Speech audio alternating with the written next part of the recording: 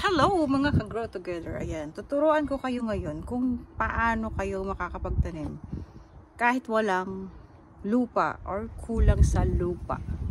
Ayan, nakikita niyo ba yung timba na yan? So, ito yung mga pinagtabasan ng mga damo, yun. And then, pwede nyo haluan ng yung eggshell. Ito, this one. Ayan, diba? O, pwede itong gamitin basta wala siyang print. So, magiging healthy pa rin yung tanim natin basta walang print. So, igaganto nyo lang siya. So, ayan. Then, haluan natin siya ng konting lupa. So, yun. Ganun lang, guys. So, kasi dito sa Canada,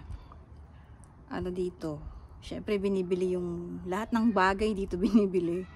So, kung magiging modiskarte ka, hindi ka bibili ng lupa.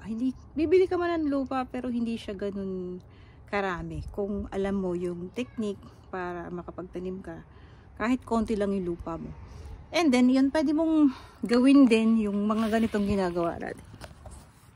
Ayan. So, yung mga kitchen waste nilalagay ko dito. Like that. So, ayun, dun sa ating mga lettuce. So, sa ganong paraan kasi na bibigyan natin ng nutrient yung mga tanim natin. Galing sa mga kitchen waste, mga pinaghiwaan natin ng patatas, ng sibuyas. Yun, pwede natin ilagay doon. And then, kung wala kang lupa, diskarte lang. So, ganito lang ginagawa ko. So, kasi ito, tinatapon lang din naman dito. So, sa Pilipinas, marami nito. So, yan, pwede natin gawing paraan.